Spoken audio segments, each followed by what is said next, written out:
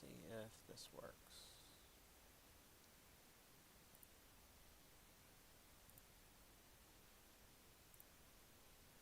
Aha. Alright. So,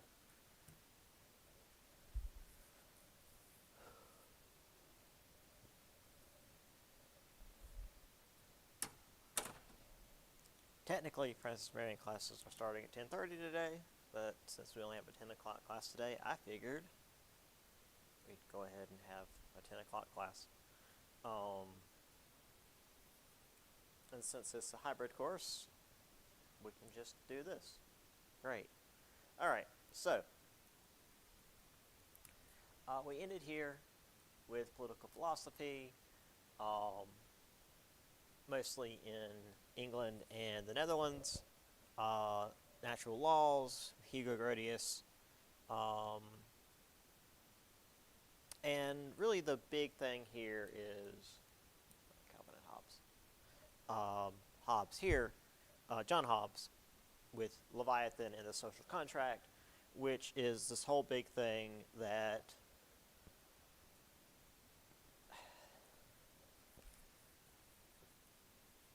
really paves the way for the American Revolution, in addition to, more importantly for us, the French Revolution, and many revolutions going forward, where, again, if you weren't paying attention last time,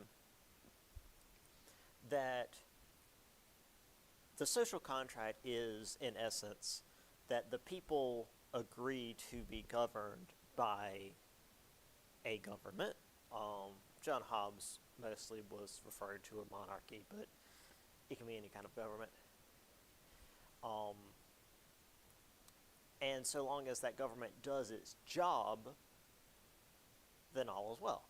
But if the government breaks its social contract, ergo it doesn't do its job, then the people have the right and indeed the obligation to remove that government from power and replace it with something else, which was the argument used during the American Revolution and, for our purposes, the French Revolution and many others. And again, as I have written here, the English Civil War as well, which we'll get more into a little bit later. But first, witchcraft. I mentioned this last time as well. John Hobbes mentioned that the lives of commoners were nasty, brutish, and short. I didn't realize until I read that statement first making this class many years ago that it was indeed John Hobbes that the Hob creatures in the Fable games were based on, because they are described as nasty, brutish, and short, because it's a British game, and that's a joke. Anyway, back in the 17th century, morality wasn't great. Not morality, mortality. Not morality, mortality. You weren't expected to live especially long. Now, granted, I should clarify that, like, the whole, oh yeah, you died at 30 thing, that's not entirely true. The reason that the average lifespan was seen as, like, 30 was because so many children died. It was like 50-50, maybe less, chance that a child would reach the year, its first year. I mean, besides just complications of childbirth, which were extremely common, but then just dying as an infant was really, really common. I mean, disease, poor nutrition, I mean, we've got these famines and wars and all sorts of stuff. Being an infant ain't great. But if you made it to, like, 7, 12, old enough to kind of make it on your own to some degree, you could expect to live, I mean, not to 90, but like 50s or 60s, typically. That said, dying in your mid-30s was still pretty common. I'm not going to say that's what it was across the board, but I just want to dispel these notions of, back before modern medicine, everyone died at 30. That's just not how it was. That's the average because of the child mortality. Anyway, all that said, with death around every corner, and as we mentioned at the beginning of the chapter, famine and war and plague, religious devotion was high because, well, you were almost certainly going to die suddenly and without warning, so you kind of want to have your affairs in order. And gradually, literacy rates are increasing among European peasants. So there was more propaganda, both from Protestants and Catholics, which again, if you were here last semester, we talked about the Catholic Counter-Reformation. There was a lot of that. Now, when it came to things that Catholics and Protestants could agree on, not a lot. Real small list. One of those, though, was the fear of Satan. Witchcraft, in its most basic definition, is just like the workings of Satan through, not necessarily even people, just like through the world, but typically, manifested through humans working through his will. So between 1550 and 1750, about 50,000 people were executed in Europe and the Americas for witchcraft. There weren't that many in the Americas. I know, so the Salem witch trials are the big one here, but that was 20 people, which was more in that single event than the previous 50 years. So, yeah, that's why I said the Salem witch trials are so well known, because it was a huge event. Meanwhile, over in Europe, it happened a lot. It happened a lot over in Europe. When it came to, fears of witches, inability to explain natural disasters, just anything that you couldn't explain, you needed to blame something, or indeed somebody. And hey, it's Satan, but you can't really do anything to Satan.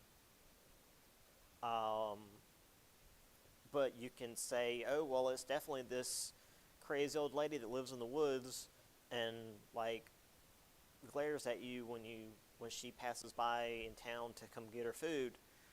Yeah, she's definitely a witch. We should burn her. It wasn't great. There wasn't a whole lot of hard evidence with this. I mean, it's witch trials. It's literally, I'm pointing with my little laser pointer that I've got, but I know you guys can't see it. Anyway, however, with state power and prosperity increasing, it gradually put an end to these things. There were less and less witch trials, although I want to say the last one was in Poland in the 1770s. Let me see what we have here, because I made a joke my first semester teaching this, and I was like, oh yeah, those crazy Poles. Yeah. In Poland, the last witch was executed as late as 1776. And I was like, yeah, no offense to any of you who are of Polish descent. And one of my students was like, oh, well, I am. I was like, well, I was making a joke, but I'm sorry.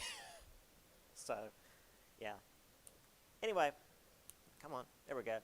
So here's a weird image that I've got of, I guess, Satan hanging out with witches. He's having a great time. Half of them are having a great time. I don't know, the ones over on the left look like they're not so sure. They've got really interestingly drawn features. There's a lot happening here, and then whatever's going on up in the sky. And then I think the next one, yeah, this is my favorite one. So, little old lady feeding 2 toads and whatever the hell this is. I mean, initial thoughts are some kind of weird goblin thing, but then the more I look at it, I'm like, maybe it's a possum. Maybe this is happening in North America, and maybe this is a possum. Because they've got the little rat tails, but they're big and fuzzy, and they are about that big. They do get to be. I don't know why the frogs are that big. Granted, we do get some big frogs, but not quite medium-sized dog frogs. But yeah. And then, of course, the prescription for that is to burn them at the stake, burn them in public, let everybody come and watch. It's a whole spectacle. Yeah, it's a thing. Typically women, because, well, women had no rights back then. And if they spoke out of turn or in any way presented to have a mind of their own, they were witches. Or, if they were sick or had any kind of mental illness or anything, yeah, throw them in the fire. So, what do we have next? Yes, on to France. Oops. So, Louis XIII refused to call the Estates General, which was the representative body in France. It's basically their Congress or Parliament, more closely akin to Parliament than Congress, even though today they're pretty similar. Anyway, point being, it's where the nobles and the clergy and even some commoners would get together, voice their grievances, and have votes and whatnot. Anyway, point being, he did not call the Estates General in after 1613, because in France, it was an absolutist monarchy. You can tell from the title. And while there was a representative body, it only met at the whims of the king. But when they met, they would have demands and grievances and whatnot that they wanted to have addressed, and Louis XIII just didn't feel like dealing with that, so he just didn't. Louis XIV didn't call the Estates General at all through his entire reign, and Louis XIV had like a 50-year-long reign. So this is decades of these representative bodies not meeting at all. I got something in my shoe, but I can still talk. So, however, the parliaments, Parlements, different from parliament like in England,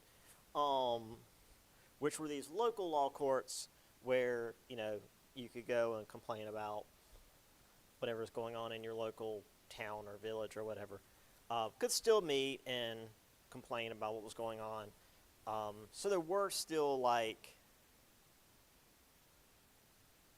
there are still records of people having objections to what's happening, but it's not as big of a deal as if the Estates General was meeting. If that's I'm trying to think of how to say that better.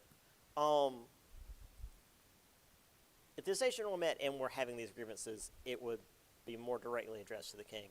But since these local law courts are like, well, we've got these problems, they can't do as much about it, but it still exists, is the point.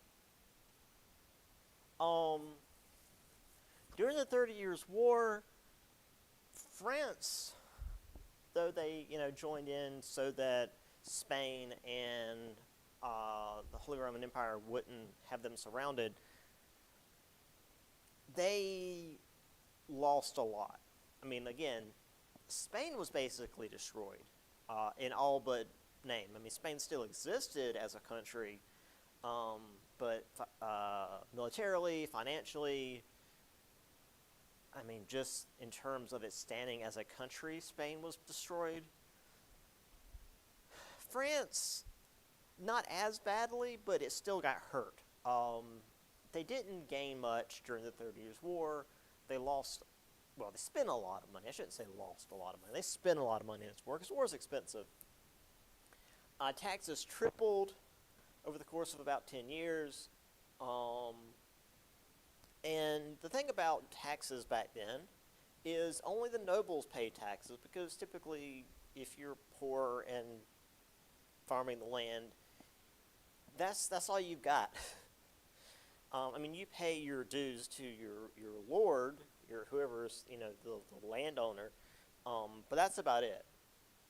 Now, granted, they can raise the dues that you have to pay to them, which they often would when taxes would go up on them. But anyway,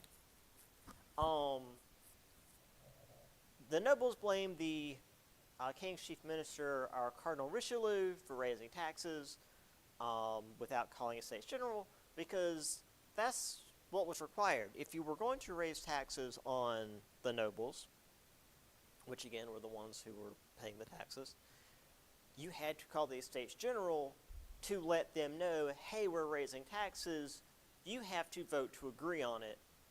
And the nobles, who didn't want to pay more taxes, will be like, okay, well, you need to give us something for us to agree to this. That's what that's about. Meanwhile, we also had these intendants who traveled around France to collect these taxes, make sure nobles were doing what they were supposed to be doing, which, didn't sit real well with the nobility. Meanwhile, there was a civil war in France after the 30 Years' War, because as I mentioned, there were many little civil wars that happened after the 30 Years' War. This was called the Fronde. Began in 1648, named after the Frondeurs, which apparently were like protesters who flung mud at officials' carriages. And when I say mud, I mean like whatever they could find on the ground. So mud, horse manure, rocks, whatever they pick up. And what's important about this, while it wasn't as jarring a civil war as, say, the English Civil War, which again we will get to,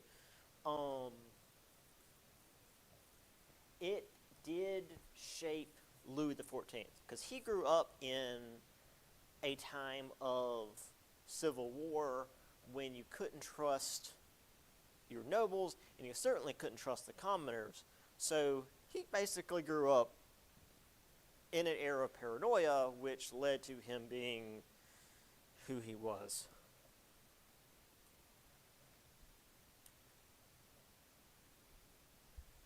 Now, when Louis XIV did become king, he made New France a province of France, which is to say Canada. That was New France. So it was now a proper part of France. They were able to govern it more directly, tax it more directly, etc. Also gained a number of islands in the Caribbean and outposts in India. So I would say, other than Napoleon, Louis XIV was like the golden age of France as far as how well they were doing in the world.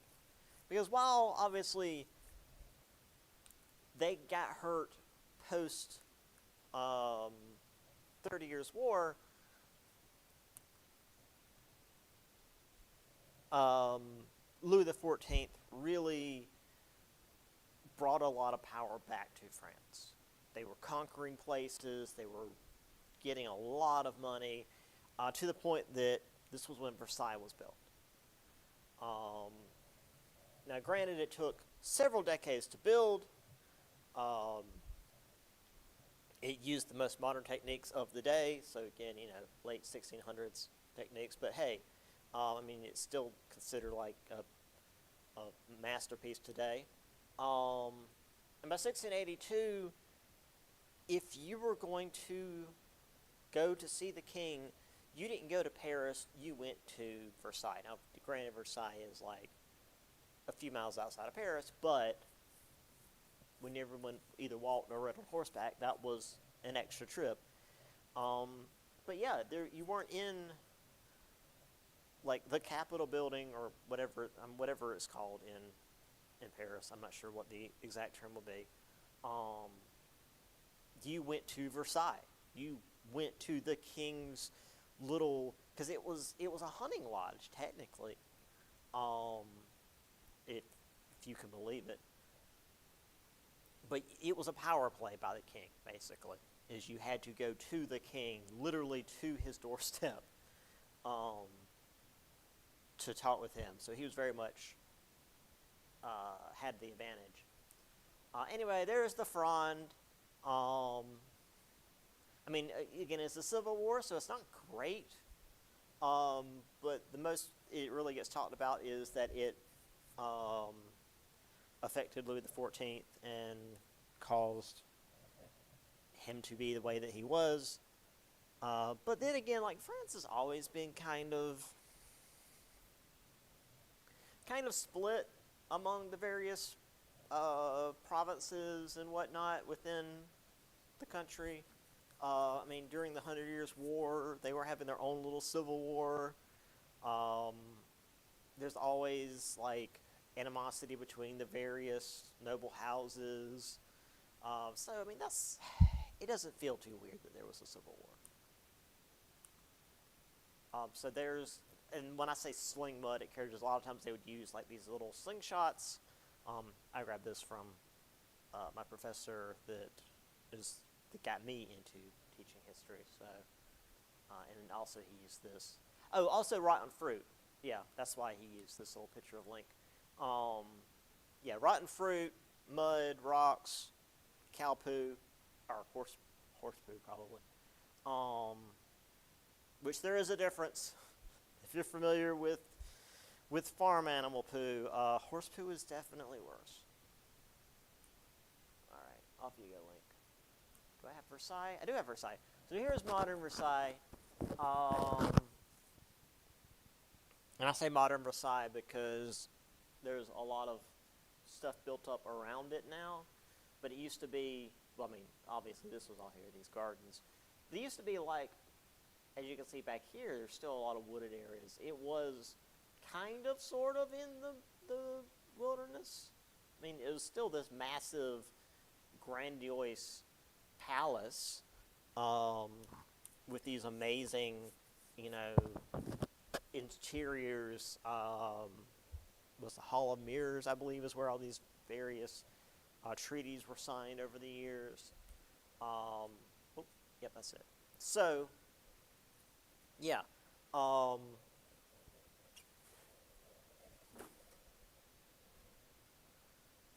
Versailles is a big deal. And it's going to be a big deal going forward for a number of reasons, which we'll get into momentarily.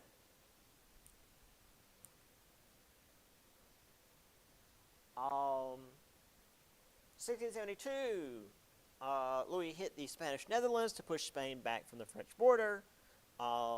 This resulted in wars with basically everybody in Europe at various points.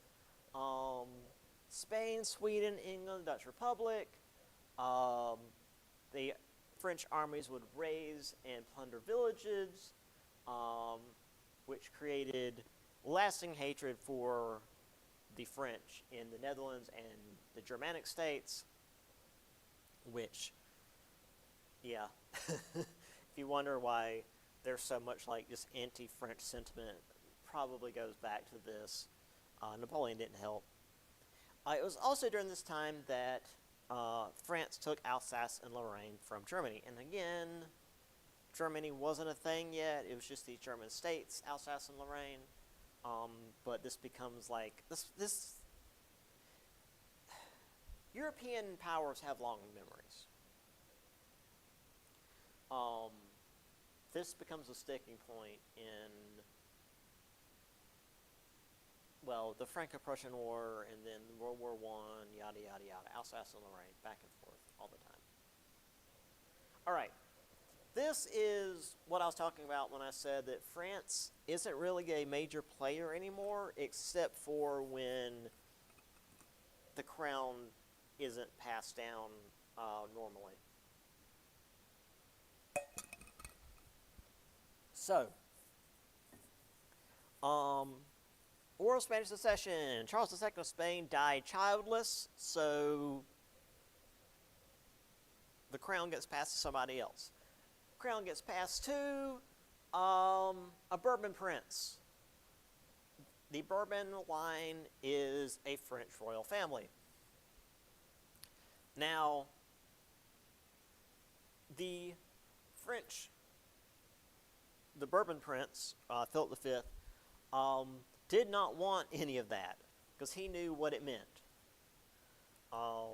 He knew that if he accepted the Spanish crown, that it would tie together France and Spain, and it would freak out everyone else in Europe. Because, I mean, as we've seen up to this point, Spain and the Holy Roman Empire being the same crown has been a major issue. And now France and Spain being the same crown, that's going to be a completely separate major issue. So, Philip's like, I'm not doing it. I know what that'll cause. Well, Louis XIV decided, nah, we're going to cause problems. So he started talks to unite the crowns. This caused Austria, England, and the Dutch to all rise up to fight against France because they didn't want this to happen. This resulted in 3 separate treaties, Utrecht, Rastatt, and Baden, where the Bourbon prince was allowed to take the Spanish crown, but there would be no uniting of the crowns. So, Philip still became the Spanish king, even though, again, he was like, I don't want any part of this. But there will be no joining of France and Spain in terms of royal alignments. Austrians did get Spanish possessions in Italy and the Netherlands. England got Gibraltar and Minorca. England really is all about Gibraltar because they're able to go through. They've got control, basically, of access to the Mediterranean, which was a pretty big deal. And the Austrians getting Spanish possessions in Italy and the Netherlands will become an issue later as well. So there's Alsace and Lorraine. Again, these little Germanic provinces on the border between what is modern-day Germany. Again, it was just Germanic states back then. Alsace and Lorraine, and then modern-day France.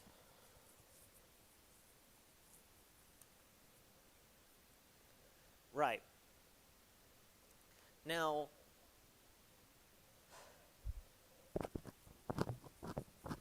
if you had me last semester, you're good. You're welcome to come and sit if you want. Not yet. Yes. You're good. No problem.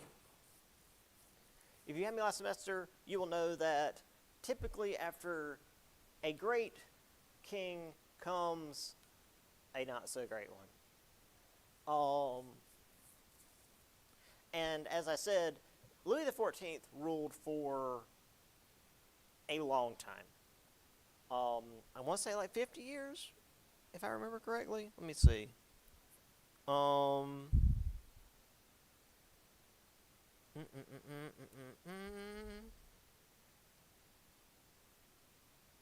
Yeah, when the Sun King finally died, his only remaining heir was his 5-year-old great-grandson. So yeah, Louis XV had a lot on his plate and was not at all in a position to be prepared for it. So there were a ton of debts, and also the court was really corrupt. And needless to say, a 5-year-old isn't really prepared for that. Obviously, he had advisors and whatnot, regents, to rule in his stead until he was old enough to make his own decisions.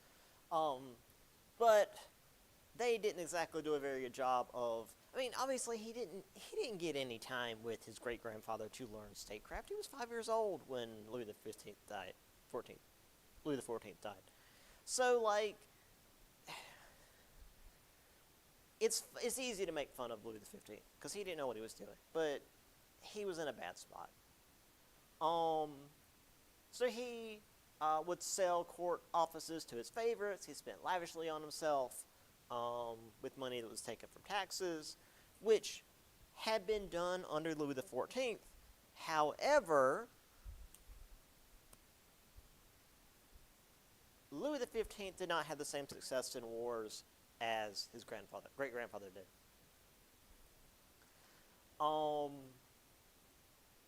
The 7 Years' War, which we'll talk about in greater detail later. Actually, did we talk about that in greater detail later, or do we talk about that this chapter? I think we talk about it in greater detail later. Later, okay. Because it is a hell of a thing. So, it's considered by a lot of historians to be the first true world war. Again, we'll get into greater detail with that later, but for France's purposes, they lost most of everything to the British. Canada, in particular, also all their trade posts in India. Maybe they kept one or two, but that didn't last especially long either, because, I mean, if Britain's there, they're going to try to take France's stuff. I think they kept a few islands, and they did keep a few islands in the Caribbean. But yeah, they got absolutely walloped in the 7 Years' War. This is what American historians call the French and Indian War. I refuse to call it that because it's a dumb name. This is the 7 Years' War. So, as I said, while he spent money like his great-grandfather, he did not have the same success in war, and indeed didn't like going to war like Louis XIV did. So, France didn't really gain anything during his reign. France didn't really get any more land, which means no more income. They're just paying taxes to this guy who's spending money on himself, so more and more debt, more and more hatred for the monarchy. So Louis XVI does a great job of just pissing everybody off. Which is unfortunate for the next guy, because then his, I think it's his son that takes over, and then just does a continuously bad job. But we'll get to that later. We're not at the French Revolution yet. But this just shows you how quickly the fortunes of a country can turn from basically ruling the world under Louis XIV to a real bad war and a king who was not able to maintain the momentum of his, the prior king. So, the Habsburgs. We've been talking about the Holy Roman Empire, mainly Austria. I'm just going to say Austria. The 30 Years' War prevented the Habsburgs from overturning Protestantism because, again, there was this, there was a large group of Protestants within the Holy Roman Empire, which was difficult for an empire that was, like, considered the reigning power of Catholicism in Europe. So they tried to maintain absolutist monarchy, and this was actually aided by the fact that, because of where Austria is in Europe, over, closer to the east, there were threats of invasions from the Ottoman Turks, which meant that Austria had to maintain a powerful and modernized army, which meant that they had to keep pretty significant power in the hands of their monarchy to not get overrun. So, for example, 1683, there was a huge Turkish army that tried to besiege Vienna. This siege lasted for 2 months before the Polish king Jan Sobieski rolled in and broke the siege. We will talk more about the Polish kings in a little bit. And in fact, this didn't just mean that the Austrians could breathe now, because sieges are bad. They're bad for everybody. We mentioned the siege of Vienna earlier with the Protestants, and how the Protestants were not prepared and had to abandon the siege due to disease and lack of food. Well, when you're within the city for 2 months, with hostile forces outside trying to break down your walls, you are without food and supplies, and you're all in a small area, and disease is running rampant. So normally when a siege is broken, everyone takes a big sigh of relief. But the Austrians actually reversed course, hit the Turks back, and by 1718 had taken more land from the Turks than France had taken under Louis XIV, which is incredible. Because again, Louis XIV was seen as, like, as I said, other than Napoleon, like one of the greatest rulers in French history.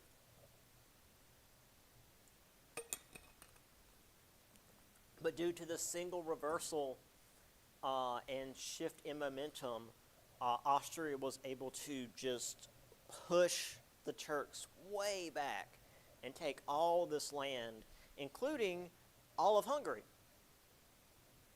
However, due to the Hungarians being what the Hungarians are, Austria was not able to just absorb this land into Greater Austria, and that is why, basically up until World War II, or World War I, World War I, World War II, the World Wars, it was known as Austria-Hungary. So Hungary remained a great deal of its identity. We'll talk about. I think I'll read it out of the book here in just a second. Anyway, it mentions here that the Austria under Charles the Sixth had to make concessions to its neighbors, whereas later rulers such as Maria Theresa and Joseph II modernized Austria. Does it have it here?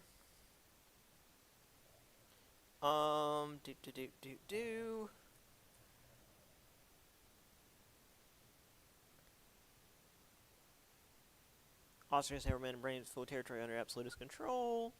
Italian, Flemish, and Croatian nobles. Okay.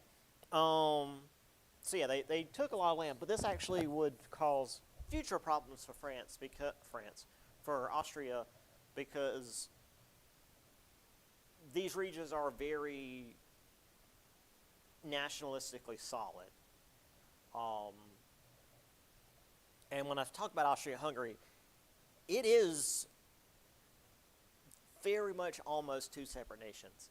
The only thing that Austria and Hungary share, at least back then, was the emperor, I think the currency, and the Secretary of War. Everything else was separate. Everything in Hungary was done completely independently from Austria. Tax codes, road laws, whatever, was completely taken care of differently. If Austria went to war, Hungary went to war, which was important. Their emperor was the same, and I think the money was the same.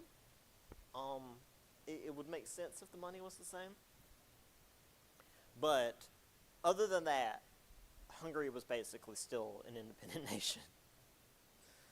It's basically like, I mean, not even anymore. I was going to say like the Commonwealth under England, where like, for example, Canada is its own nation, but it's under the English Commonwealth. So technically, I was going to say the Queen. I'm so used to saying the Queen.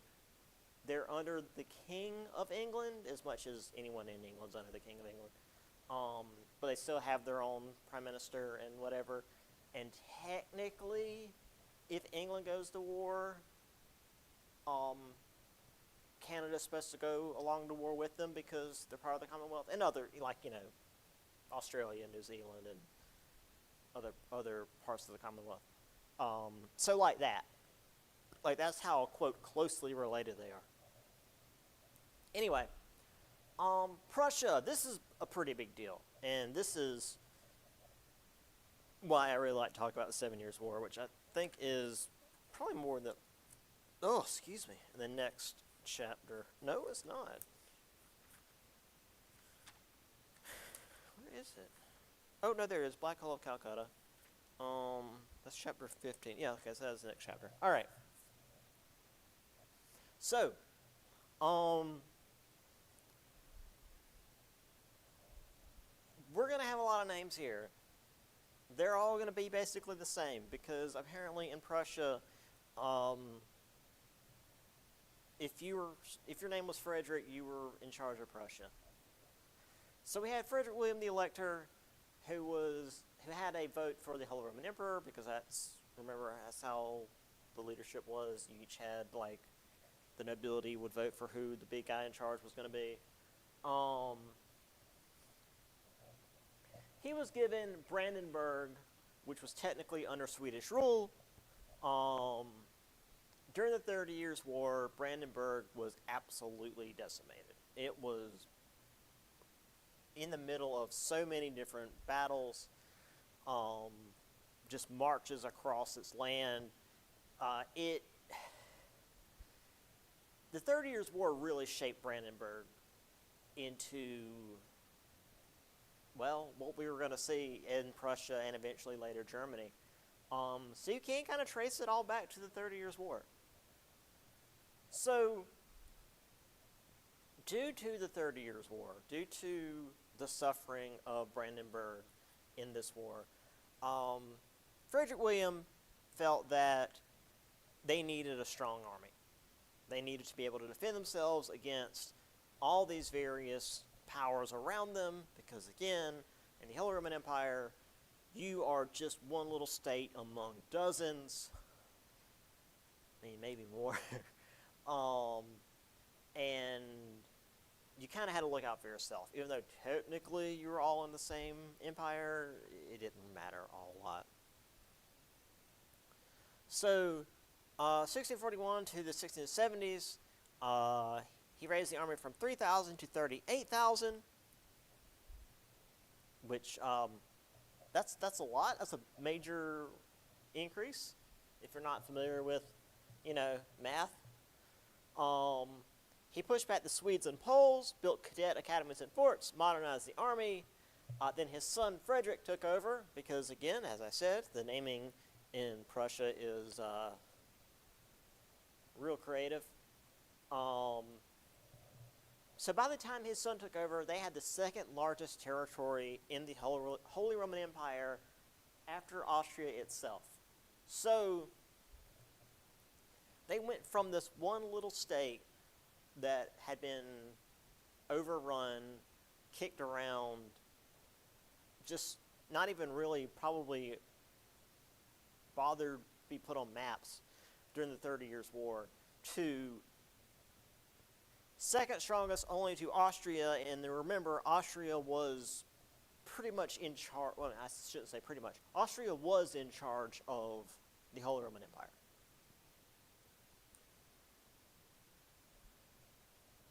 So when the War of Spanish Succession happened, and Austria decided that the Holy Roman Empire needed to get involved. They had to ask the other German states to help them. Because while Austria can go get involved in the war, all these other little German states, while individually not super strong, all together, that's a lot of power. So when they called on these allies, Frederick I said, okay, cool. Sorry, Frederick I is a different Frederick from this Frederick. Don't worry about it.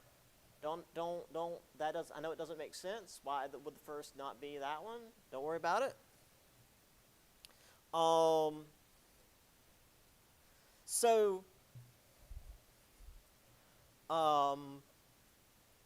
He said, yeah, we'll help out, because, again, we've got this huge army.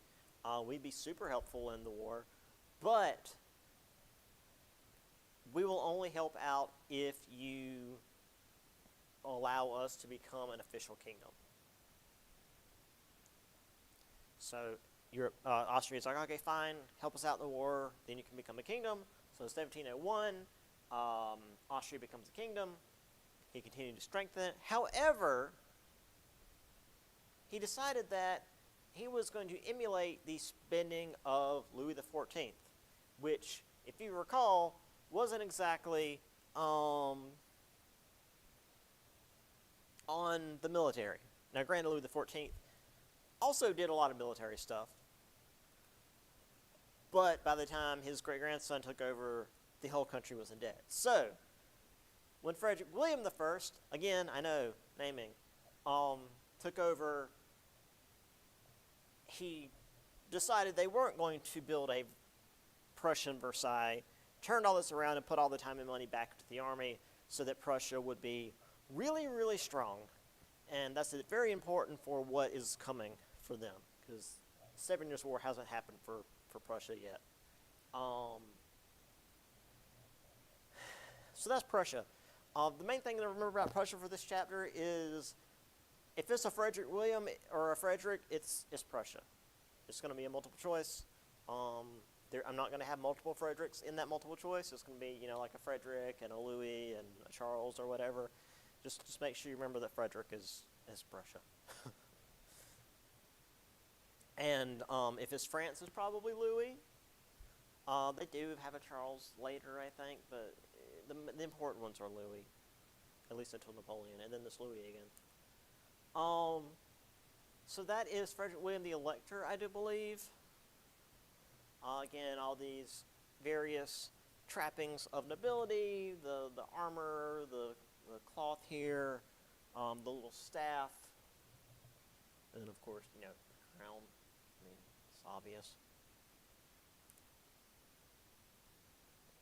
All right. Let's get a little further on. I want to try to get this chapter done, but sheesh. All right.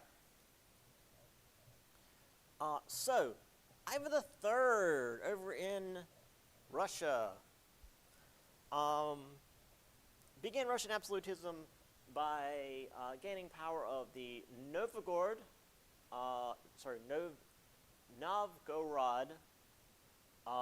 with help of the powerful monasteries, because it wasn't even really Russia at the time. The Rus. The monasteries were the ones that had all the power. Russia's always been kind of a weird place. The monasteries had all the power, and beyond the Rus, which is kind of like Muscovy, I should say. Yeah, right here. Beyond Muscovy, which is around modern-day Moscow, it was like tribal lands. It was like,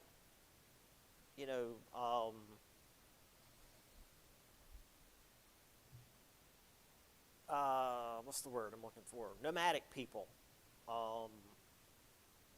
Like descendants of the Mongols, basically. So, after Ivan III, Ivan IV expanded Muscovy far beyond anything prior proclaimed Moscow a third Rome, called himself Tsar, which is Russian for Caesar. So Tsar, either spelling, C-Z-A-R, T-S-A-R, is Russian for Caesar, which just means that they see themselves as, another not descendant of Rome.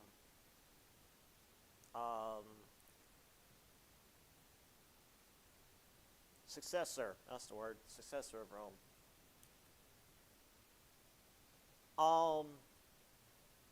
So he did his best to modernize Russia, but he had a hard time. There was a strong level of Russian Orthodoxy, not only within himself, but also within Russia, because again,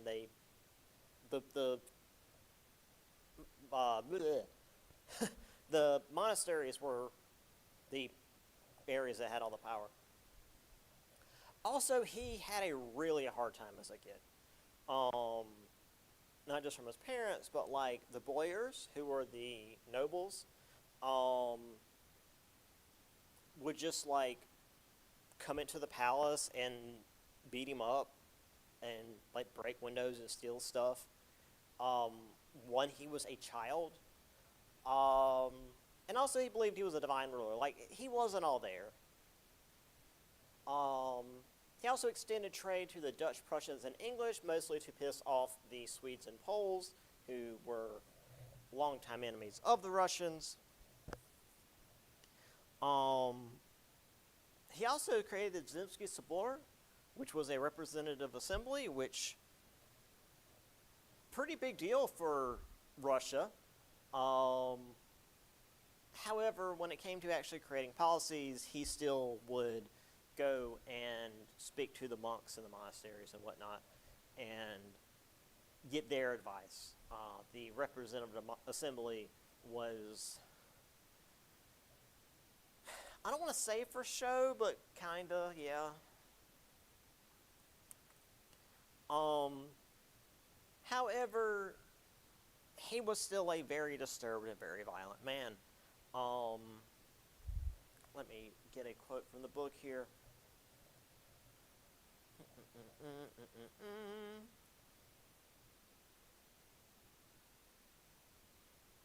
Oh, that's Peter.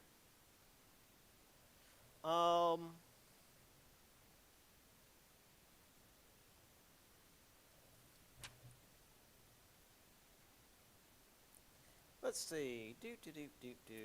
The thugs oversaw forced recruitments and mass murders in area thought to be potentially disloyal. Ivan reputedly had some of his boyar enemies roasted to death in a huge frying pan. In a fit of pique, Ivan executed the highest official of the Russian Orthodox Church.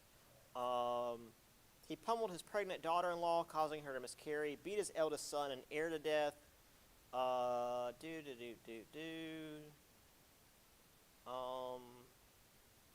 Allowed Moscow's one printing press to be destroyed a year after it arrived. Yeah.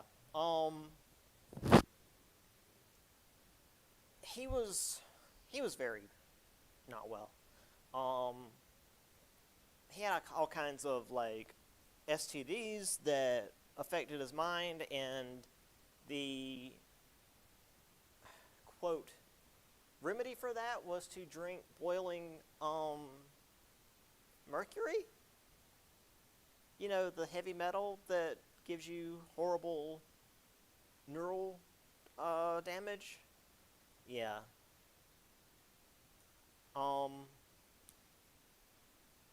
Here's Ivan. He's a staple looking fellow.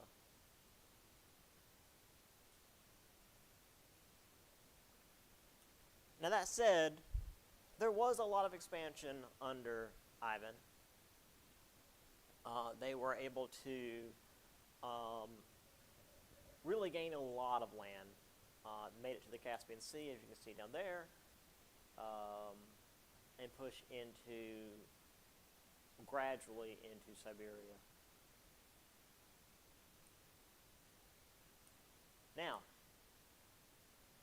there was 9 years of chaos in Russia after Ivan died.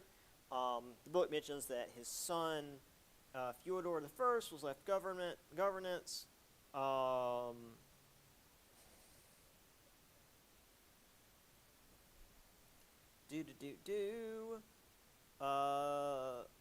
Basically, there was 9 years of civil war, known as the Time of Troubles.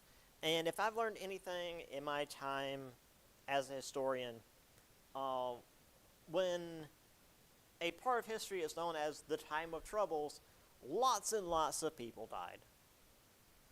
Especially if it's somewhere like Russia, a lot of people died.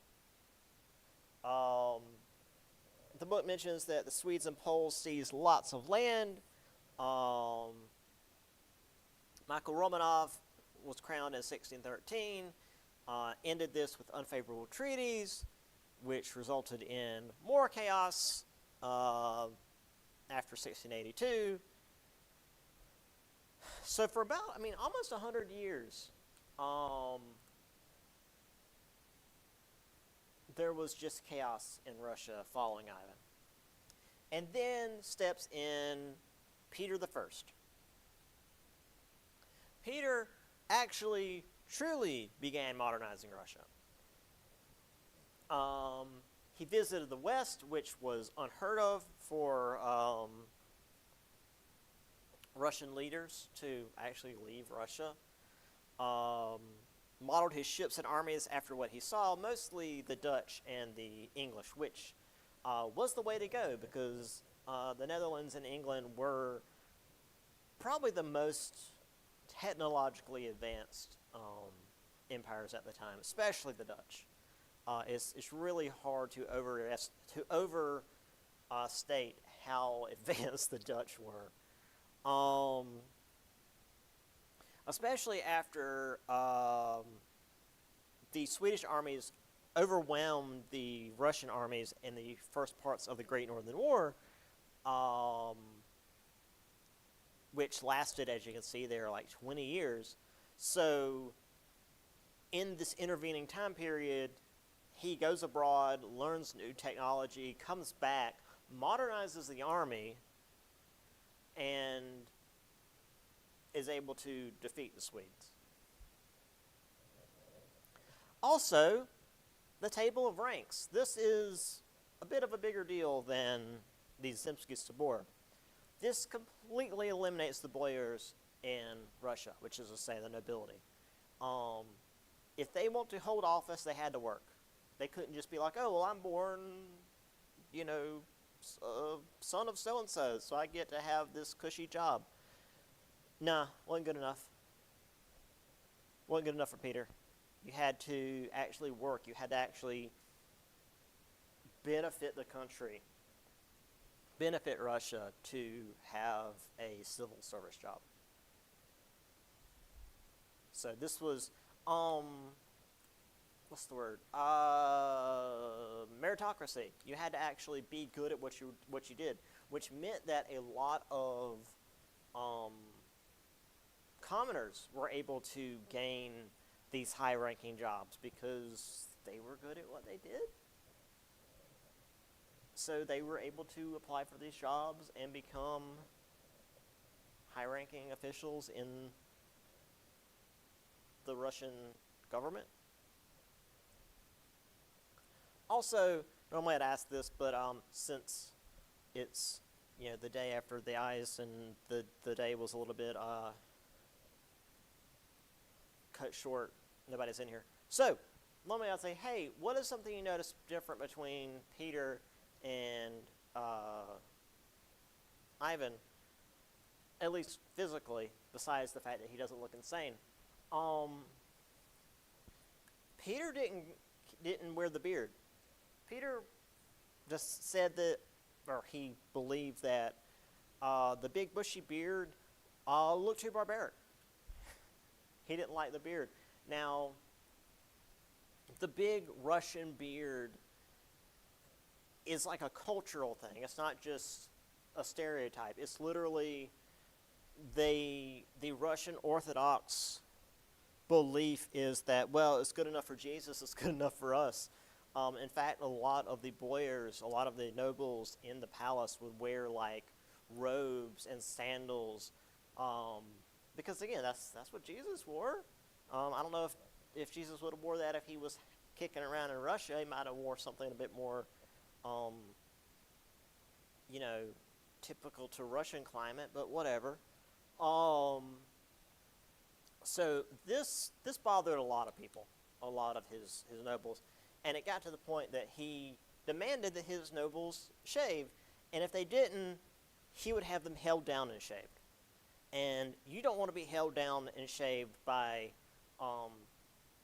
17th century Russian guys. You may not survive the experience. So, yeah, Peter was interesting. So here is Russia during Peter's time. You know, pretty much all of Siberia. He also gained these important warm water areas. Well, warm water, relatively speaking. But basically, these areas aren't iced over during the winter. You can actually get into the ocean here and over here. So that's really important. They really want to get to the Black Sea, but they're not quite there yet. This is something that Catherine will do later. And there's his trip to Western Europe.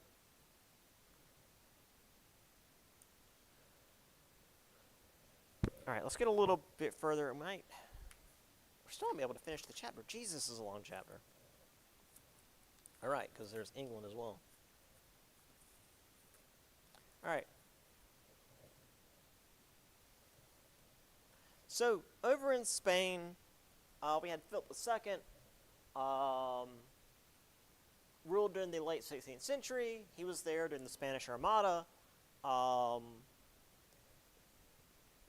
And while the Spanish Armada is definitely the point at which Spain becomes no longer a major player in the world, this was still seen as a golden age for Spanish culture because it was when Spain was at its high point.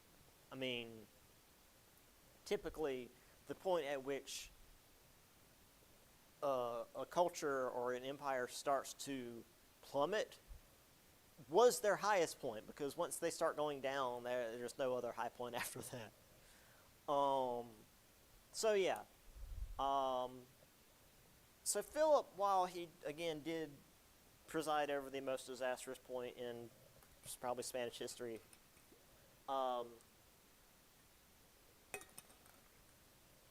he was still there for a lot of the good stuff. He built a palace outside Madrid. It was similar to Versailles in its complexity and size, but rather than it being a palace to himself, it was a center for Catholic Reformation. Compared himself to biblical David, because the palace was modeled after Solomon's temple, rather than calling himself the Sun King. That's what Louis called himself.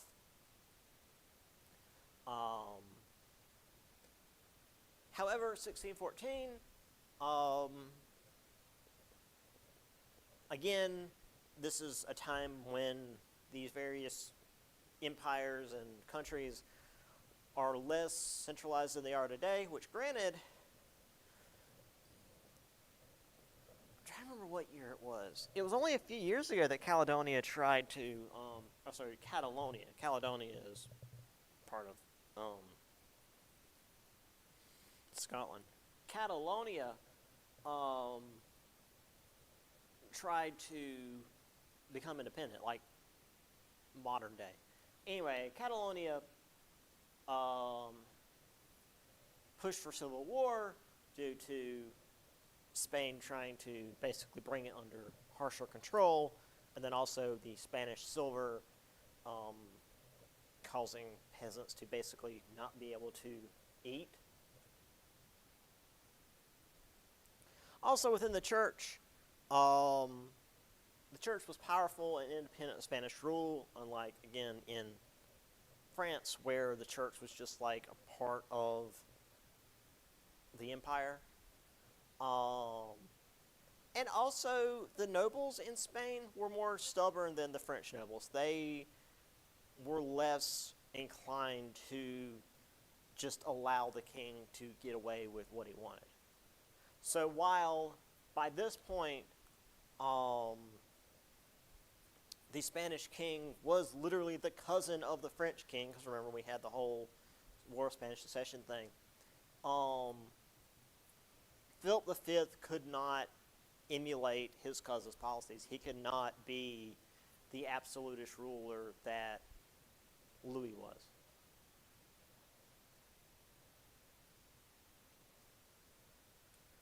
But anyway, there's the palace outside Madrid. I mean, it's still lovely. I do like how, I mean, the stereotype for Spain is that it's this, more Mediterranean, more, I wouldn't say tropical, but, more sunshiny place. And this, just the stonework feels more Mediterranean, more sun-kissed and warm, and I don't know. It just feels less cold European than Versailles, and less grandiose in some way. It's like Versailles is super grandiose. Not that this isn't like super fancy. I mean, if I was there, it's magnificent, but it feels a little warmer. Again, the darker stone just makes it feel more inviting.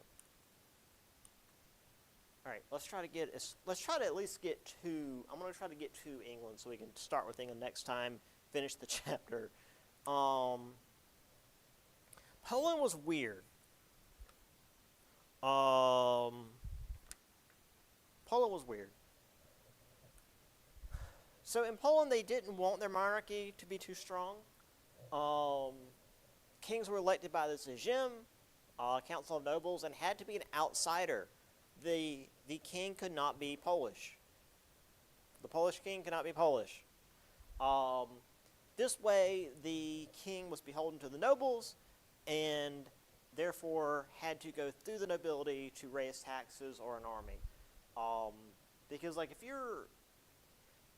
if you're not from the country you're ruling over, you don't have any connections outside the people that brought you there, So it makes sense, but it's going to cause some issues, as we're going to see. Now, this wasn't always an issue.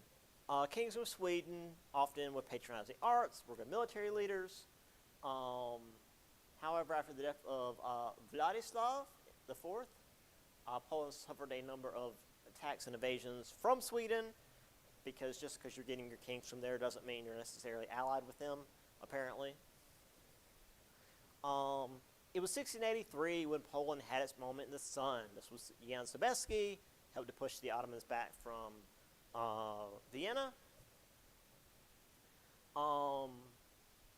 However, unlike with Austria, who took that momentum and ran with it and took all that land and became super powerful, the Sejm refused to fund any further army expeditions, and therefore the army split up and went home. So Poland maintained some level of stability. However, they were stuck between Russia and Prussia, who were constantly getting stronger and modernizing. So if you're staying where you are and everyone else around you is getting stronger, you're falling behind. Plain and simple. That was Poland's problem, is they didn't want their king to become too powerful and try to take over, which resulted in them not being where they needed to be when Prussia and Russia came calling. All right, we'll do one more. Sweden. The Sweden under Charles XI was quite powerful. It went from Norway all the way to Estonia. Sweden was not just modern-day Sweden. It was like all of Scandinavia. When Charles XI died in 1700, the Poles, Danes, and Russians all hit together. Because the next king was the 17-year-old Charles XII. However, Charles XII was ready. And working with the Dutch and English, he completely beat the crap out of this combined force at the Battle of Narva in November.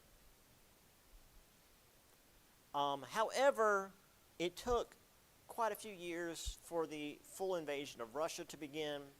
So by the time they did make it into Russia, Peter the Great was ready. They met at Poltava, and Charles was defeated. He made his way down to the Ottoman Empire and tried to get the Turks to help him fight against Russia, which Russia and Turkey have always been at odds.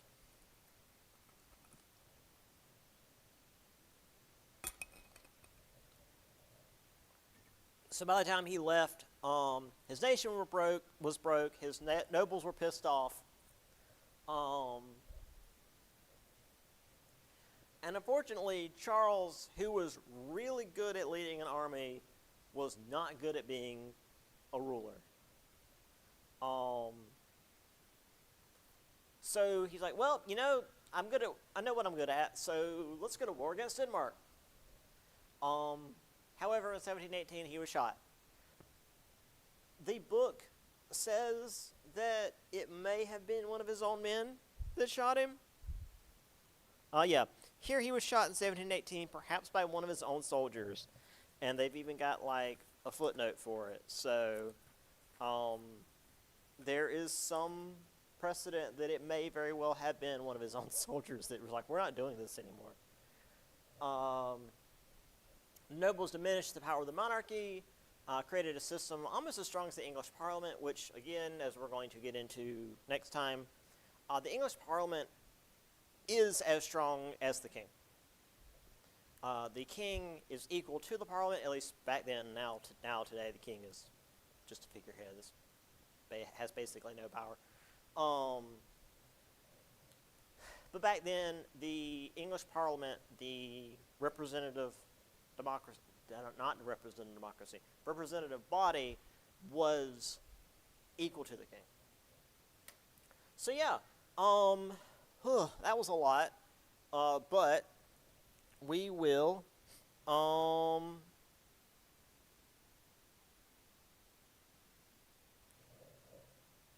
finish up next time on Wednesday and get into the next chapter, because all we have left is Venice, the Dutch, and then England, which is a lot, because it's England. It's got to be a lot. But I like talking about England during this time period, so it's fun. All right. So I will go ahead and get this put up on Blackboard, and I will see you folks on